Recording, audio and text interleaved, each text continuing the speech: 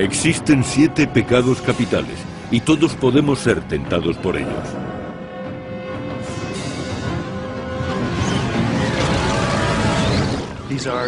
Son pecados mortales y tienen graves consecuencias en nuestra vida espiritual. Lujuria, envidia, gula, pereza, avaricia, ira y soberbia. Según la teología cristiana, para cometer uno de estos pecados mortales no hace falta más que desearlo. Las Escrituras dicen que el pecado se paga con la muerte. Detrás de cada uno de estos pecados se esconde una historia que explica por qué llegaron a ser mortales. Los 7 pecados capitales han tenido una enorme repercusión en la historia, en la sociedad y en nuestras almas. No se pueden transgredir las leyes de Dios sin pagar un alto precio. Y el pecado que pone precio a todo es la avaricia.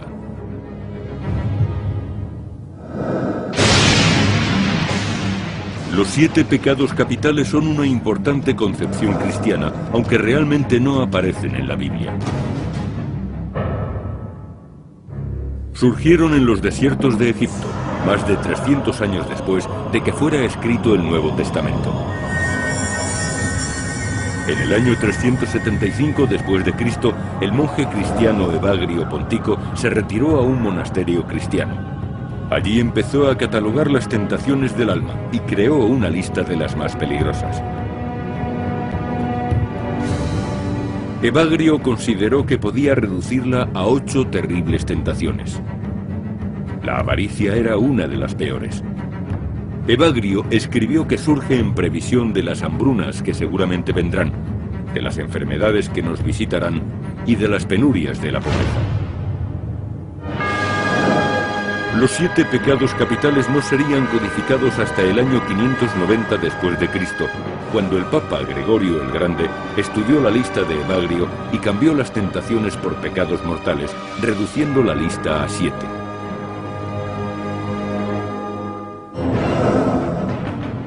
Para el Papa, el hombre avaricioso era un asesino.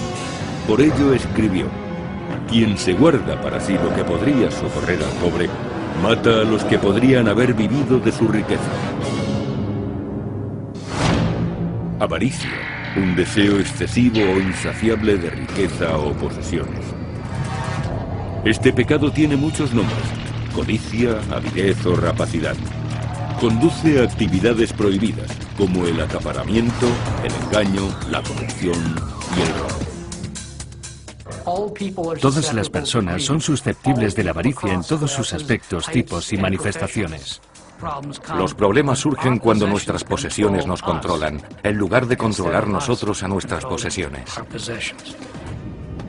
Algunos de los primeros ejemplos del poder de la avaricia se encuentran en la Biblia, en el libro del Éxodo.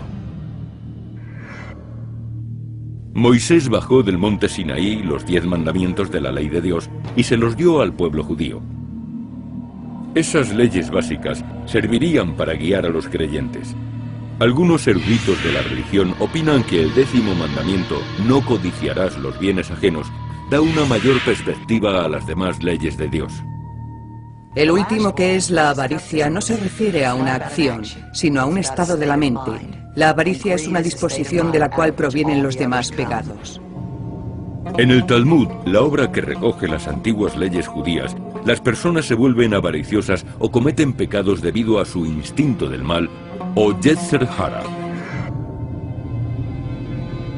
Para contrarrestar este instinto maligno hacia la avaricia y el egoísmo, el Talmud obliga a ayudar a los demás.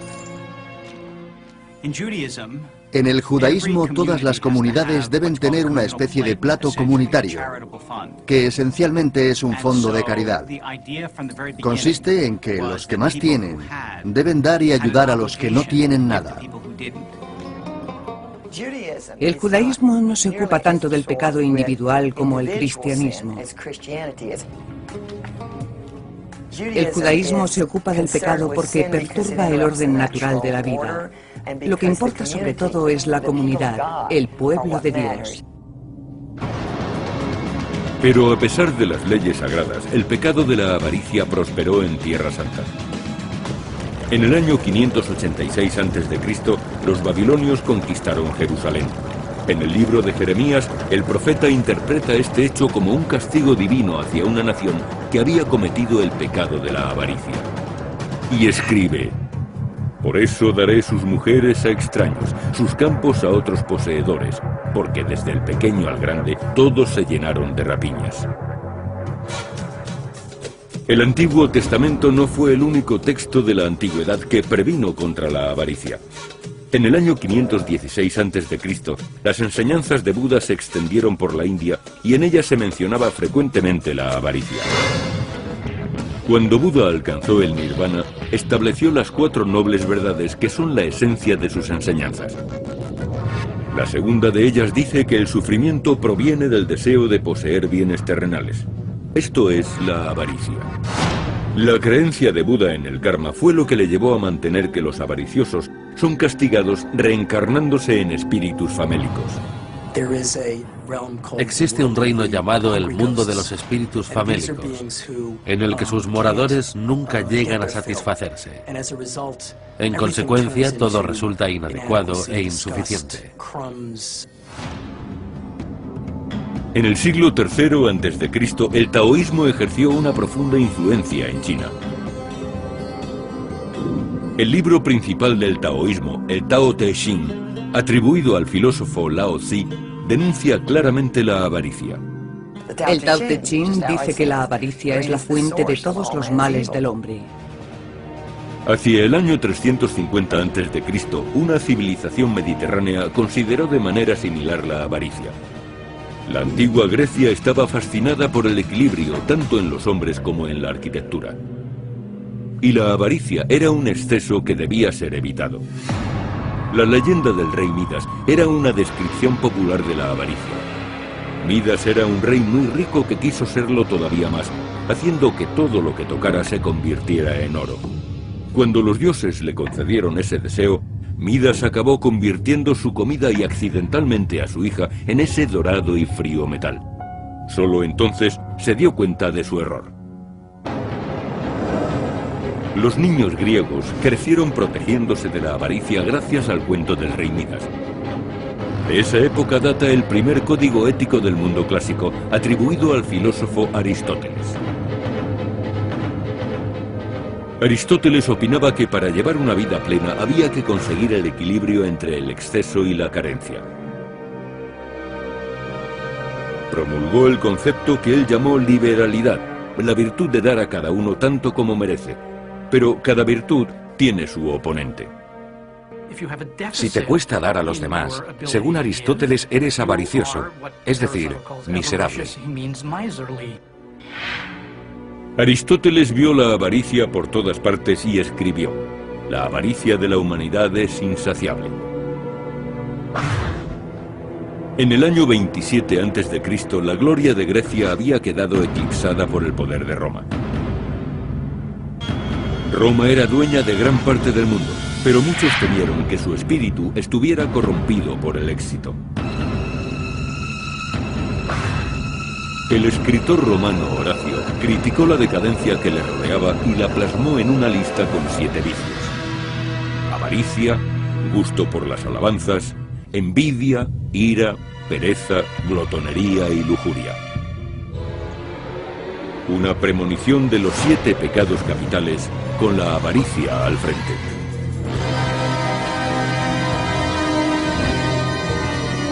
Sin embargo, Horacio no creía que el pecado de avaricia condujera al infierno. No obstante, su castigo consistía en no satisfacer nunca el ansia. Horacio resumió la maldición de la avaricia diciendo: cuanto más se tiene, más se quiere. Los filósofos criticaron sin ira la avaricia, pero en la generación que siguió a Horacio surgió un hombre cuya ira hacia la avaricia humana resonaría durante siglos y cambiaría para siempre la forma de entender los 7 pecados capitales. Durante siglos, los 7 pecados capitales han influido en el comportamiento humano, pero no han sido universalmente temidos. La avaricia fue tolerada e incluso celebrada en los primeros días del Imperio Romano. Más adelante, hacia el año 30 después de Cristo, en Galilea, un maestro judío predicaría contra el pecado con palabras que poseían una extraña y poderosa autoridad. Jesús de Nazaret dijo: «Guardaos de toda avaricia, porque aunque se tenga mucho, no está la vida en la hacienda». Y resumió la avaricia diciendo: ¿qué ganará un hombre si posee todo el oro del mundo, pero pierde su alma?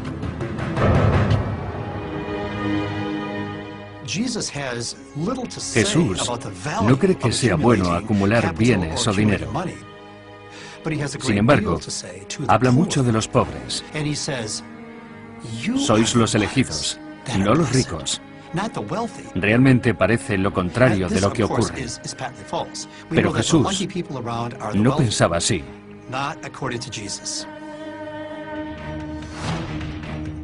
Estoy segura de que existen razones culturales muy poderosas que justifican el tajante rechazo del cristianismo hacia la avaricia. Una de ellas, creo, es que el dinero y el mercado surgieron al mismo tiempo. En aquella época el Imperio Romano contaba con el puerto de Ostia, que era el foco principal del comercio internacional. Cargamentos de víveres, vino, sal y otras mercancías llegaban a Roma desde diferentes provincias. Parecía que cuanto más tenían los romanos, más querían. Las consecuencias fueron los impuestos. Los romanos hacían las cosas de una forma muy curiosa. Primero invadían un país y luego le hacían pagar la invasión. Ellos nunca recaudaban los impuestos a no ser que hubiera una revuelta. Para cobrarlos utilizaban a las gentes del lugar. Hay que tener en cuenta que las personas que cobraban los impuestos ganaban dinero poniendo un recargo. Era la única forma que tenían de conseguir beneficios, cobrando más.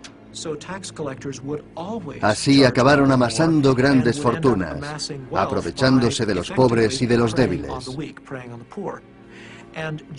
Jesús condenó a los recaudadores porque se aprovechaban de sus propios hermanos y hermanas.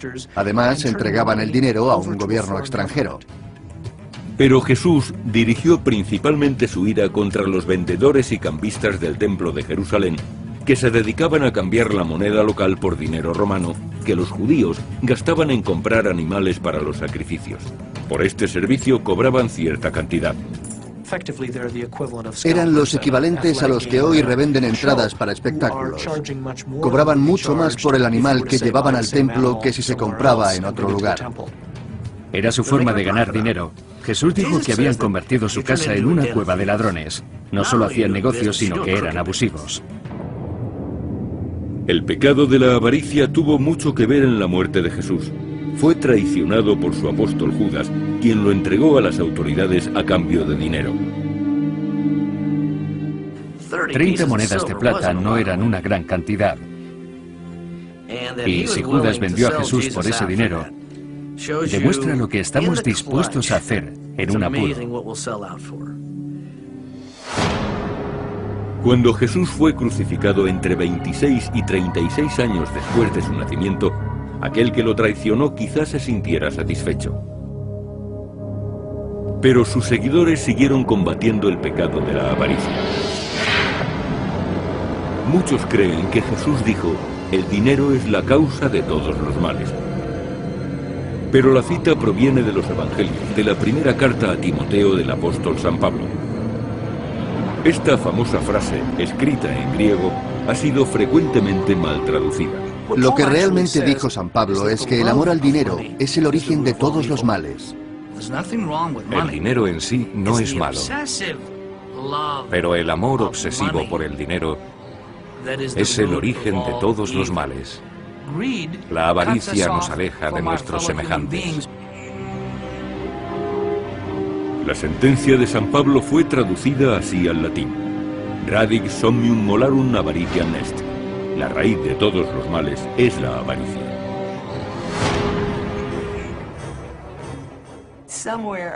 Hacia finales del siglo IV empezó a circular un acróstico que empezaba por radix y seguía por omnium malorum avaritia. En las iniciales, verticalmente se leía Roma. Fue una forma de manifestarse políticamente a través de pintadas en las paredes. La palabra latina Roma fue una crítica secreta de los cristianos contra el imperio que creían corrupto por la avaricia. Algunos cristianos trataron de escapar de la corrupción retirándose a los monasterios. Un monje, Evagrio Pontico, crearía la primera lista cristiana de pecados mortales. 8 modelos de pensamientos malignos. Evagrio creía que el pecado de avaricia era especialmente peligroso, porque manifestaba desconfianza hacia el futuro. Muchos monjes hacían votos de pobreza, pero algunos se sentían tentados de romperlos, porque querían asegurar su vejez.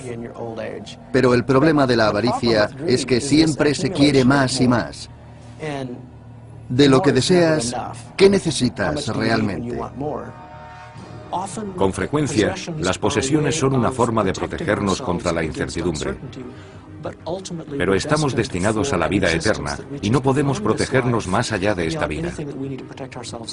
Existe el peligro de gastar demasiada energía en acumular dinero o poder en la vida terrenal. La lista de malos pensamientos de Evagrio no fue conocida por muchos además del clero.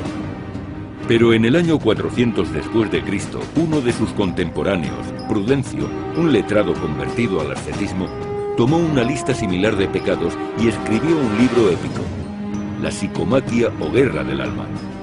Es una alegoría del conflicto entre la virtud y el vicio que se libra en todos nosotros. La psicomaquia modeló el pensamiento cristiano casi durante 1000 años. Prudencio convirtió los vicios y virtudes en personajes dramáticos que hablaban y sentían.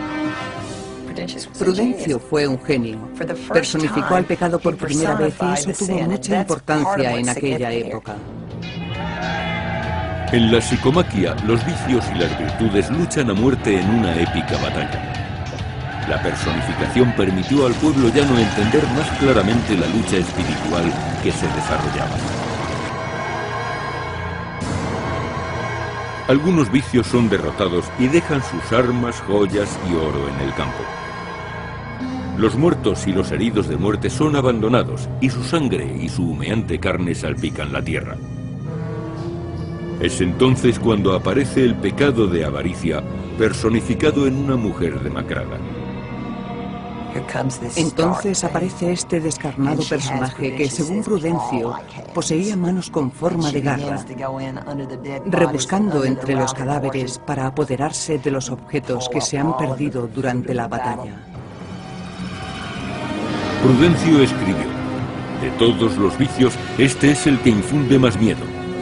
Con las manos llenas de su botín, la avaricia espía a un grupo de monjes que acuden al campo de batalla para ayudar a las virtudes. Trata de tentarlos para que abandonen sus votos de pobreza, pero los monjes se resisten. Al ver que así no puede convencerlos, la avaricia recurre a un engaño y transforma su aspecto. Se asea, se pone un vestido nuevo y se convierte en la frugalidad. La avaricia pretende aparentar que lo único que le preocupa es el bienestar de la infancia. Pero finalmente no consigue sus propósitos y sus trucos la conducen a la muerte. La psicomaquia termina con la victoria de las virtudes sobre los vicios. El pecado de la avaricia evolucionó y continuó prosperando incluso cuando se desmoronaba el Imperio Romano.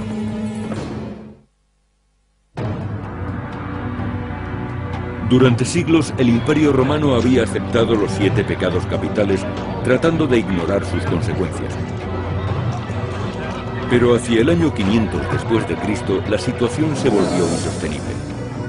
Roma, la ciudad que en tiempos fue rica, se asfixiaba bajo el peso de sus deudas.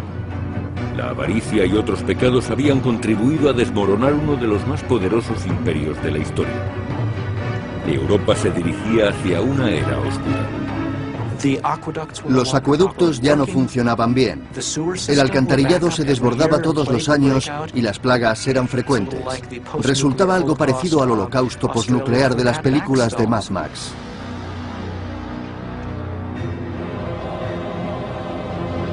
En el año 590 después de Cristo, solo la Iglesia mantenía unida a la sociedad occidental. En este tiempo de desasosiego y temor, Gregorio el Grande ayudó a transformar la lista de tentaciones de Evagrio para convertirla en la que actualmente conocemos.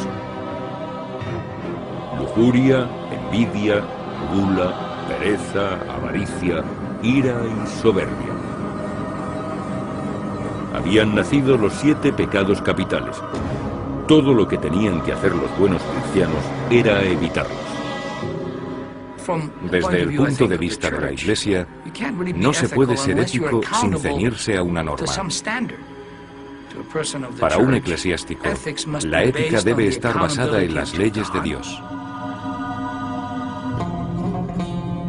Los principios cristianos tuvieron muy pronto repercusión en una nueva religión de aquella época, el Islam. El Corán, escrito por Mahoma en el siglo VII, es el libro más importante de la fe musulmana. En él se dice a sus creyentes que es necesario luchar para controlar instintos como la avaricia y así conseguir la pureza espiritual. Existe una metáfora en la tradición islámica en la que los avariciosos andan inclinados por el peso que llevan. La persona que camina erguida está libre de avaricia.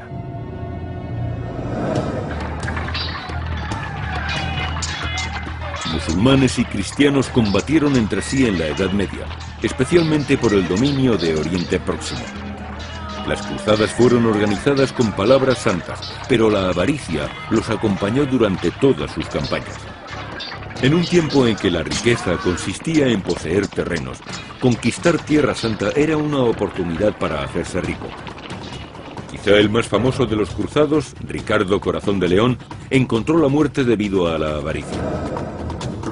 En el año 1199, Ricardo asaltó un castillo francés en busca de tesoros. Envió a su ejército para asediarlo, pero Ricardo fue herido en el cuello a causa de una flecha. Murió de gangrena, pero el verdadero motivo de su muerte fue su avaricia. Eran muchos los castigos por la avaricia. En 1306, los ingleses atacaron a los rebeldes escoceses del castillo de Kildrum y sobornaron a un herrero de nombre Osbar. El traidor quemó las reservas de alimentos de los defensores. Los ingleses se apoderaron del castillo y Osbar pidió su recompensa. Tanto oro como pudiera llevarse. Los ingleses se pusieron furiosos por su avaricia y fundieron el oro que luego echaron en su garganta. Esta terrible muerte tuvo repercusión en su época. Como refleja la obra maestra de Dante Alighieri, la Divina Comedia, en la que aparecen increíbles castigos para los pecadores. Nuestra visión del infierno no proviene de las Escrituras, sino de Dante. La narración comienza con una visión en la que Dante se encuentra con el escritor romano Virgilio, que le guía a través del infierno. Allí, Dante conoce el destino que aguarda a los pecadores.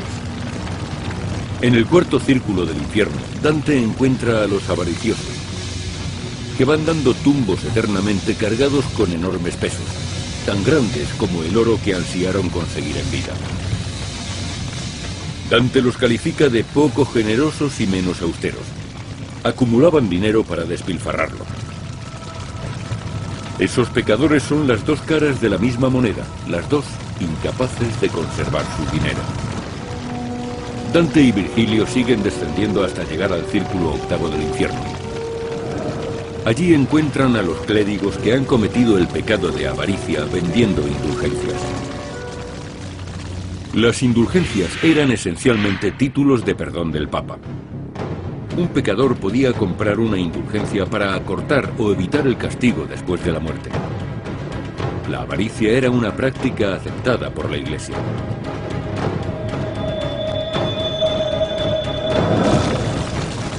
Dante castigaba a los clérigos que se beneficiaban vendiendo la salvación, poniéndolos cabeza abajo en el infierno y con los pies ardiendo, justo al revés que en el ritual del bautismo.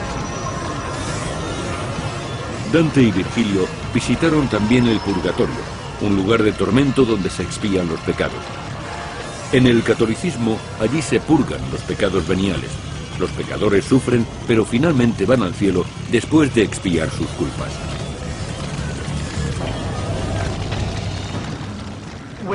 Cuando llega al purgatorio, lo primero que ve son los castigados por su avaricia. Están tumbados, boca abajo, con la cara en el polvo recitando el Salmo 119. Pegada al polvo está mi alma. Sus caras están metidas en el estiércol y no pueden levantar la vista para poder ver la montaña situada encima del purgatorio, que es el lugar donde se encuentra Dios. Eso es lo que Dante dijo del castigo por el pecado de avaricia. La visión del infierno de Dante influyó en la manera de entender el pecado y la avaricia durante los 1500 años siguientes. Pero no fue suficiente para limpiar la iglesia de la avaricia, especialmente la llamada simonía. La simonía consiste en cobrar por los servicios eclesiásticos, tales como la confesión. Entre muchas es la peor manifestación de la avaricia. Cuando la religión, la institución establecida, se dedica a tales prácticas, no hay manera de reparar su error. Durante la Edad Media se desarrolló la creencia de que la razón por la que los justos cometían alguno de los 7 pecados capitales era que habían sido poseídos por demonios. La avaricia se había extendido tanto que se le adjudicó su propio demonio, Mammón. Los cristianos tomaron el nombre del Sermón de la Montaña, en el que Jesús dijo: no se puede servir a 2 dueños, Mammón y Dios. Tenéis que elegir uno u otro. En vida de Jesús, Mammón era una palabra aramea que significaba riquezas o propiedades, pero su significado cambiaría en la Edad Media. Esa palabra se hizo sinónimo de demonio. En la demonología, Mammón se convertía en demonio según el cristianismo. Un demonio salido del infierno, la avaricia, el enemigo de la caridad y destructor de la paz.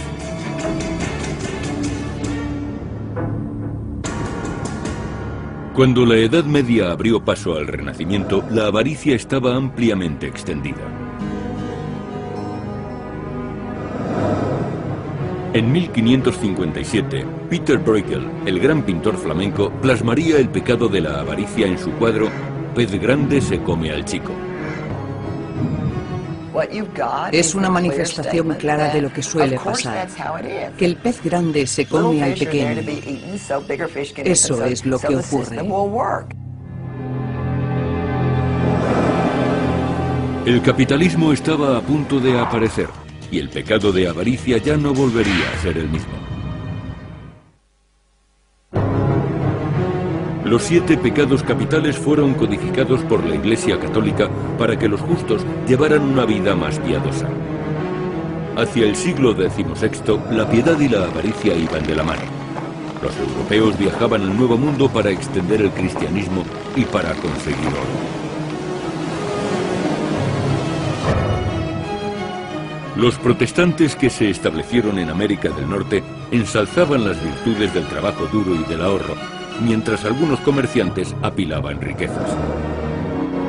Durante el siglo XVIII el mundo empezó a reconsiderar el pecado de avaricia y dio el siguiente paso en su evolución, el capitalismo. En 1776, el filósofo escocés Adam Smith publicó un estudio sobre el comercio al que llamó La riqueza de las naciones. Su obra revolucionaría la forma de pensar en el dinero y la avaricia. Los americanos creen que en 1776 solo hubo un acontecimiento, su declaración de independencia. Pero además ocurrió algo muy importante y significativo para el mundo, quizá tanto como aquello, la publicación de La riqueza de las naciones de Adam Smith.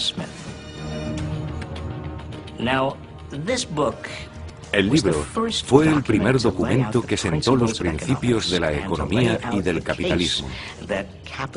Según él, el egoísmo de los individuos, su afán de posesión, incluso su avaricia, podían llegar a ser positivos. Smith, llamado el padre de la economía moderna, escribió en su obra de 1759, La teoría de los sentimientos morales, sobre los beneficios que traería a la sociedad que la gente obrara según sus intereses. Eso daría lugar a un mundo en el que la economía sería guiada por una mano invisible. La mano invisible es el interés propio. La avaricia es el motor del comercio y de las transacciones. Cambiamos algo que valoramos menos por algo que valoramos más. Adam Smith afirmaba que si millones de personas egoístas que solo pensaran en ellos mismos se dedicaban a comprar, revitalizarían el mercado y una mano invisible haría que todo funcionara a la perfección. Smith apoyó su opinión sobre la avaricia en su obra La riqueza de las naciones. En ella afirmaba que en la búsqueda del beneficio propio, el ser humano se guiaba por el egoísmo y la avaricia. Lo importante es que en economía la avaricia se considera algo natural. Es correcto que se consuma más. Y también, según la economía, la avaricia puede ser dominada para conseguir un bien social, mediante un mercado libre y competitivo. El pecado de la avaricia generaría una indeseable rama del mercado en aquella época, el tráfico de esclavos. Se estima que durante el largo viaje entre África y el Nuevo Mundo morirían entre el 10 y el 20% de esclavos negros y de tripulantes blancos. Ese era el precio del negocio.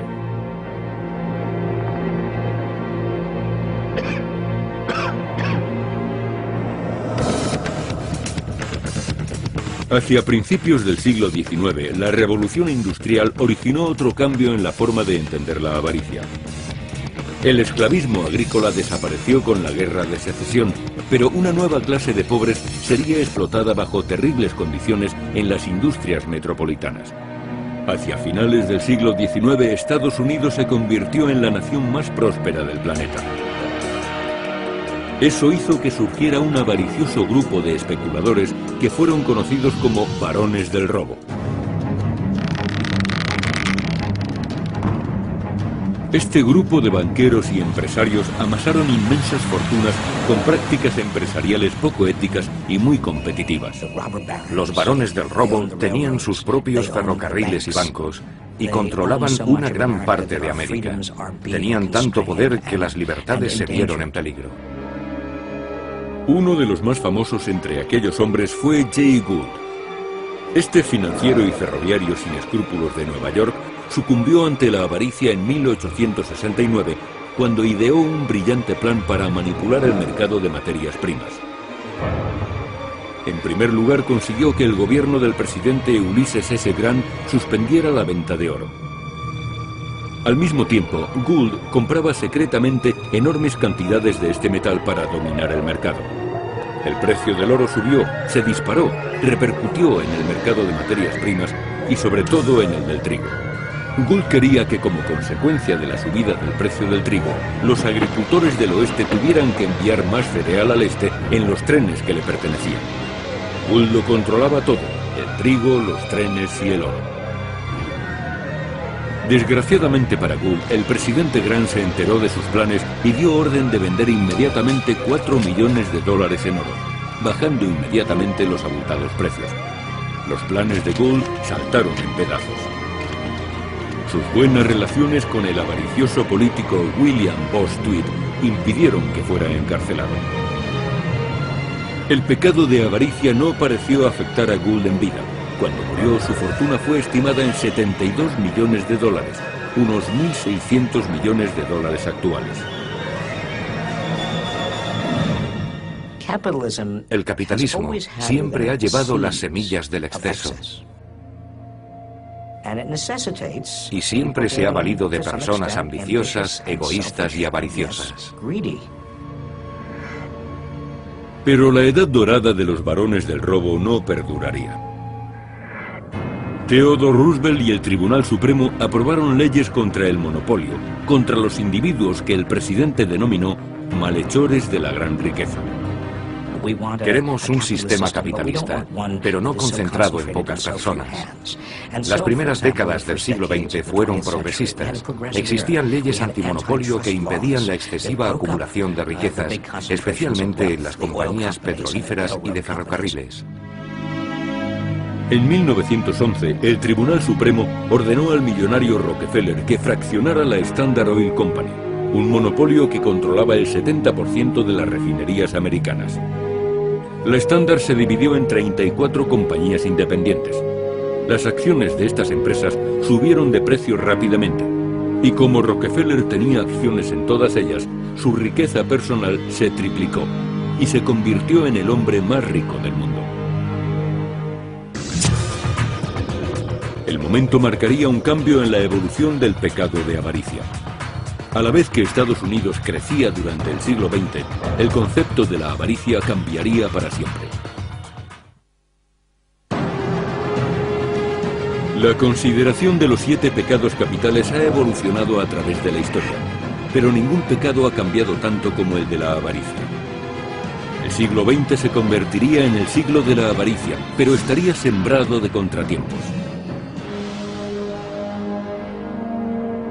La caída de la bolsa del 29 de octubre de 1929 originaría la Gran Depresión. Una de las principales causas fue la mala regulación del sistema bancario, que permitía que unos pocos ambiciosos consiguieran unos tremendos beneficios a costa de los demás. Creo que se juega a la bolsa por avaricia, por interés propio. Hay personas que tratan de conseguir una gran fortuna a partir de poco dinero. No hay más que esperar la oportunidad. Pero cuando el mercado de valores se derrumbó, arrastró a toda la economía con él. El pecado de avaricia casi arruinó Estados Unidos. Una de las consecuencias fue el temor a las grandes empresas, seguida de una ola de reformas económicas y sociales. La bolsa experimentaría altibajos durante los siguientes 50 años.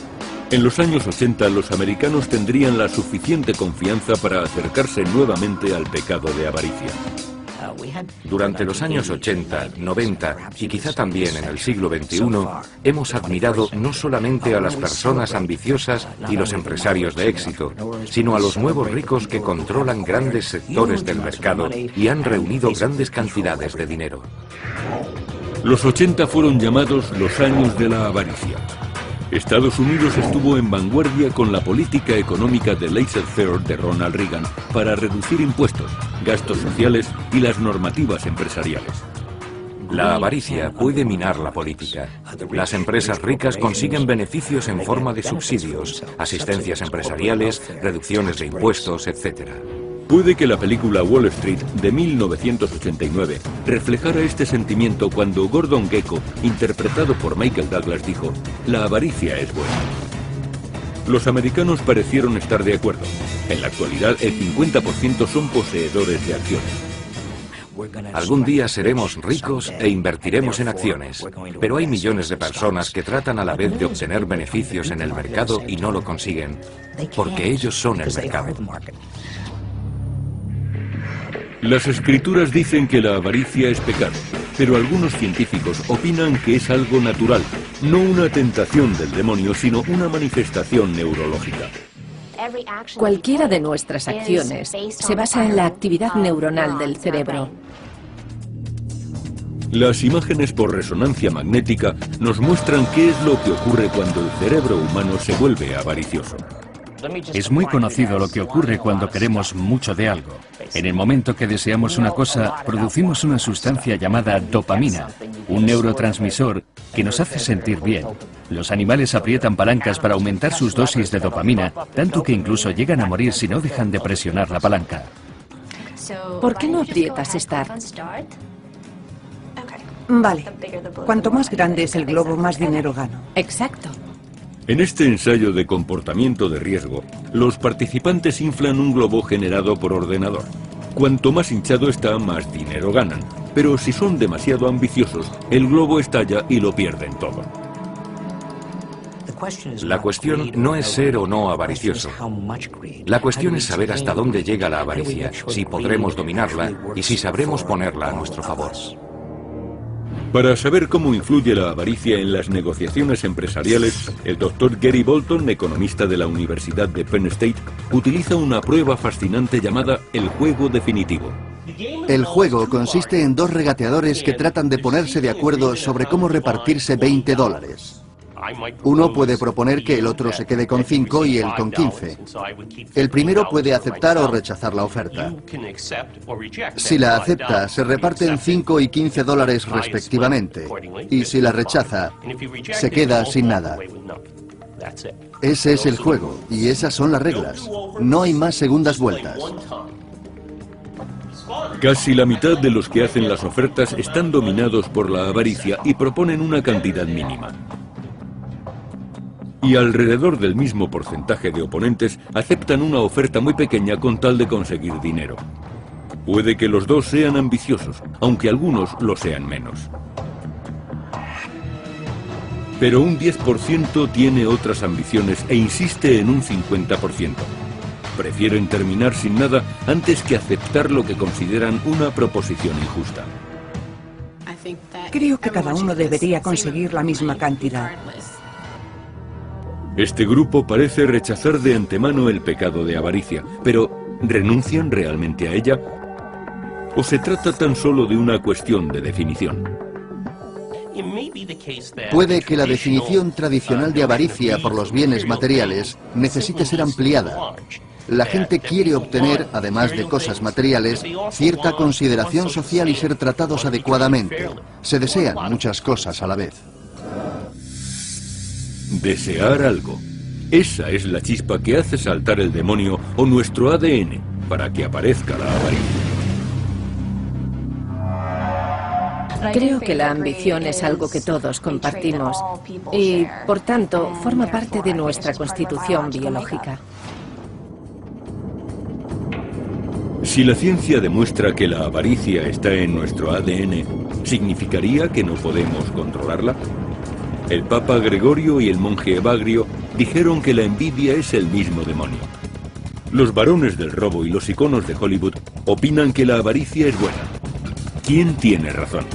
Sin importar la respuesta, hay algo que es cierto. Así es la avaricia y nadie podrá derrotarla.